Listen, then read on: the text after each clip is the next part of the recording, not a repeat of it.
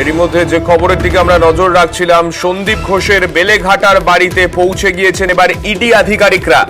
CBI এর গ্রেফতারির পর আরো চাপে সন্দীপ ঘোষ। সেখানকার পরিস্থিতি কি, তারা ঢুকতে পারলেন কিনা সন্দীপ ঘোষের বাড়িতে, জানবো। আমাদের প্রতিনিধি অমিত রয়েছেন আমাদের সঙ্গে। অমিত, এখনো পর্যন্ত যারা এনফোর্সমেন্ট ডিরেক্টরেটের আধিকারিকরা রয়েছেন তাদের অবস্থান কোথায়? তারা কি ভেতরে ঢুকতে পারলেন?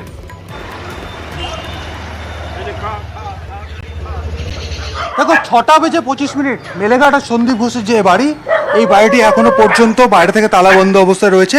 6:25 এনফোর্সমেন্ট ডিরেক্টরেটের 6 জন আধিকারিক তারা এসে উপস্থিত হন বেলেঘাটার সন্দীপ ঘোষের এই বাড়িতে, এবং তারা প্রায় 7:20 পর্যন্ত তারা অপেক্ষা করেন। এখনো পর্যন্ত ফোর্স, অর্থাৎ যে সিআরপিএফ জওয়ান তারা নিয়ে এসছেন, কেন্দ্রীয় বাহিনীর জওয়ানরা কিন্তু এখনো পর্যন্ত বাড়ির বাইরে তারা রয়েছে। তবে এই মুহূর্তে যে 6 জন আধিকারিক এসেছিলেন তারা সম্ভবত বেলেঘাটা থানাতে তারা গিয়েছেন, কারণ যেহেতু এটি বেলেঘাটা থানার অন্তর্গত, সেক্ষেত্রে বেলেঘাটা থানায় হয়তো গিয়েছেন তারা যোগাযোগ করে হয়তো তাদের পরবর্তী পদক্ষেপ কী হবে, কারণ যেহেতু এখনো পর্যন্ত বাড়িটি বাইরে থেকে তালাবন্ধ অবস্থায় রয়েছে এবং এলাকাবাসীর সঙ্গে তারা কথা বলে প্রাথমিকভাবে তারা জানতে পেরেছেন যে সন্দীপ ঘোষের বাড়িতে বেশ কিছুদিন ধরেই পরিবারের সদস্যরা এই বাড়িতে নেই।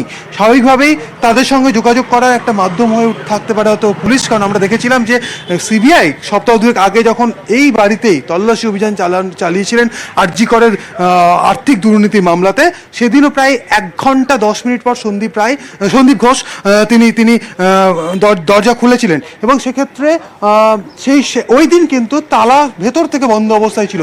আজকে দেখা যাচ্ছে বাইরে থেকে একদম কোলাপসেবল যে গেট রয়েছে, সেই কোলাপসেবল গেটের বাইরে তালা রয়েছে।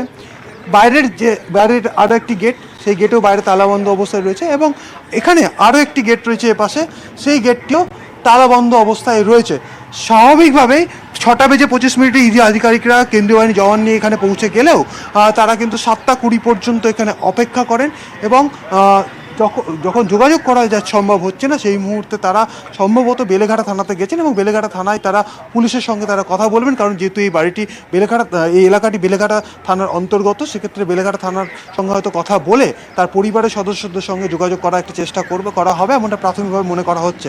এবং জানিয়ে রাখবো যে সন্দীপ ঘোষের বিরুদ্ধে আর্থিক দুর্নীতির ভুরি অভিযোগ তার জমানায়, অর্থাৎ তিনি প্রিন্সিপাল থাকাকালীন আরজি কর মেডিকেল কলেজের বিভিন্ন ক্ষেত্রে টেন্ডার দুর্নীতি, বেআইনিভাবে পার্কিংয়ের ব্যবস্থা করে দেওয়া, স্বজন পোষণ, অর্থাৎ নিজের পরিচিত ঘনিষ্ঠ মহলের ব্যক্তিদেরকে সেখানকার বিভিন্ন প্রকল্পের ব্যবস্থা করে দেওয়া, যেমন সেখানে মেডিকেল ইকুইপমেন্ট বা মেডিকেল সামগ্রীর জন্য নিজের পরিচিত হাওড়ার 2 জন, সুমন হাজরা মেডিকেল এবং বিপ্লব সিং, তারা দুজনই এই মুহূর্তে সন্দীপের সাথেই সিবিআই কাস্টাডিতে রয়েছে আর্থিক দুর্নীতি মামলাতে।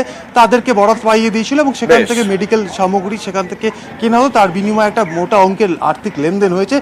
সেই টাকা কিন্তু মুনাফা বা সেই টাকা কিন্তু লাভবান হয়েছে সন্দীপ। শুধু কি সন্দীপের বাইরেও আজকে আরও বেশ কয়েকটি জায়গাতে একেবারে এই বিষয়ে আমরা নজর রাখবো।